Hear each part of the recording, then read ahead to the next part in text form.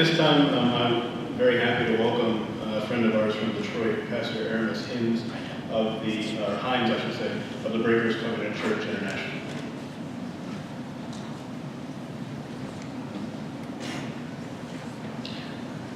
Good evening, everyone. Bringing condolences to all of those that are grieving due to this tragic occurrence in Brazil. I too am a little distressed that we are coming together for these type of things. And it's becoming more and more difficult for me as a pastor to understand what does it mean for us to all treasure these beautiful tenets, these wonderful principles that are written in Holy Scripture, but somehow we are so divided. And I began to think about my own siblings. I have 4 brothers and 2 sisters, and I would be lying if I were to say that we all get along very well, because we do not all get along very well. In fact, there's a few of them that I will not name tonight that I sometimes feel like I get along better when I'm distant from them. Maybe it's the way they think versus the way I think. Maybe it's what they're passionate about versus what I'm passionate about. But ultimately, I will acknowledge that the differences do present distance. Sometimes it's not healthy distance, and sometimes it's necessary. But I can promise you this, that my siblings are my siblings. And if ever I found out that one of my siblings was in a place of need, whatever differences that I had, whatever distinctions between my way, their philosophy, my philosophy would instantly crumble to nothing. I would feel compelled with all my heart to respond to the call to aid my sibling. And it's almost as if that's how I see the faith community. We are one people, created by God in His image and in His likeness. We are one, but we are different. But we are neighbors, and we are all called to love one another. And I firmly believe that what we exhibit today, coming together, is something that should be a prelude to what will be moving forward.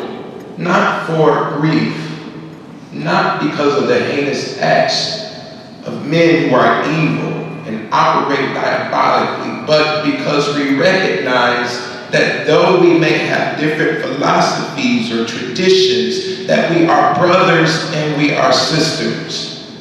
And from that standpoint, I would never want to do my sibling harm. I struggle, as I always struggle, to share. In fact, you see I'm not going off my paper.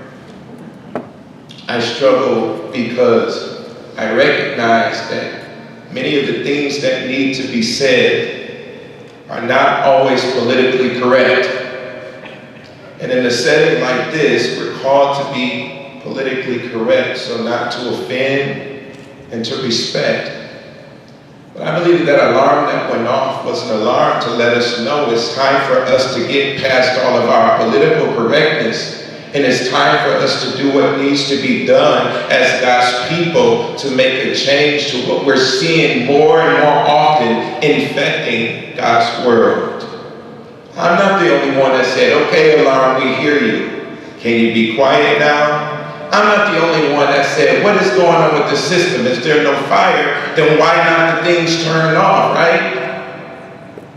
But it's because in our nation and in our world, we've gotten accustomed to just turning everything off.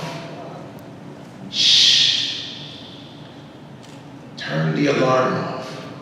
And I want to challenge all of us today to not turn the alarm off. I want us to be challenged today, instead of stand with political correctness so much, maybe just walk hand in hand. Maybe we can consider sitting down with our brother and our sister. Maybe we can make amends and get understanding between our differences of philosophy and tradition, our faith values. But ultimately, we cannot be satisfied with what we see happening in our world. Young, old, there's no discrimination. The elderly, parents, children, and it doesn't matter. But it must matter. And if it's going to matter, it's going to require that we all consider who we are to one another. Because indeed, we may be different in some ways, and in some ways we may distance ourselves knowing the differences to keep peace. But ultimately, when things arise that require us, I believe that we all have a call to respond. The last thing I'll say is this. I am troubled that this happened in a city called Christ Church. I would have preferred that Christ Church not be the name of the city where these acts took place, but I must also reflect and understand that there are things that have happened in Christ Church, through Christ Church, that have caused much anguish and pain. But I need you to know today that those things that have occurred, which we won't act like didn't happen, they do not speak for the heart of the true church of Christ. And on behalf of the Church of Christ, of which I'm a part of, I ask for forgiveness for all of my Muslim brothers and sisters, your friends, your families, your loved ones, here and at home. I ask for your forgiveness, and I don't just promise my prayers that you will be well, but I will pray on how I can help produce this wellness. I won't just say, I hope things get better, but I will seek God on how, as a Christian black man, I can best support harmony and unity for all of God's people. And until that end, we will find peace, and we will find rest in our hearts, in our souls, in our lives, in our communities, our nation, and our world. Peace be unto you.